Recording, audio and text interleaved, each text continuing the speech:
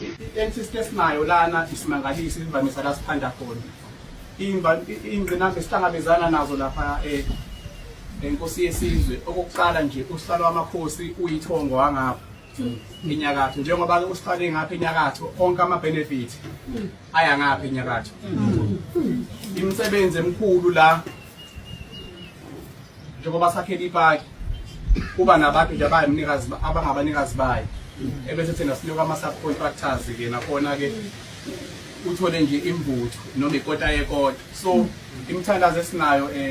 mzela nkathi umkhulu ukuthi njengoba ufikile engathi umkhulu kule ngakwembatha uphumelele kwesizokusupport khona ukuze imisebenzi emikhulu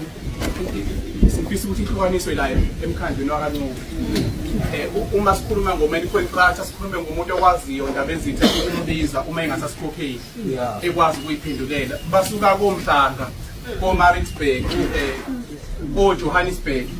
bezothatha imisebenzi yama-grades amakhulu la ebese besinika thina ke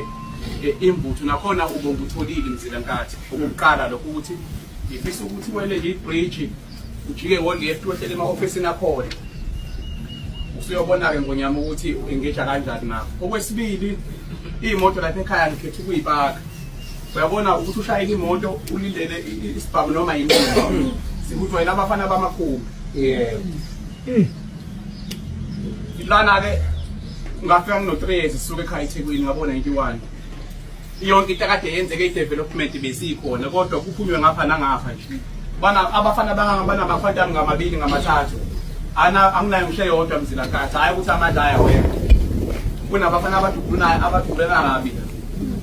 iy'moto zitele emakhaya awukwazi ngisho ukucosha umuntu emgwaqeni balanda iy'khwapha zaphesheya kwempolosi sisuke sikubuke emehlweni ubone ukuthi ngivushiye iy'ngane iy'moto angiyipake ekhaya so ngiyacela nje enkosini yakaNcube ukuthi mina ungibhekele into ey'mbili uma uNkulunkulu esekwenze waphumelela isimangaliso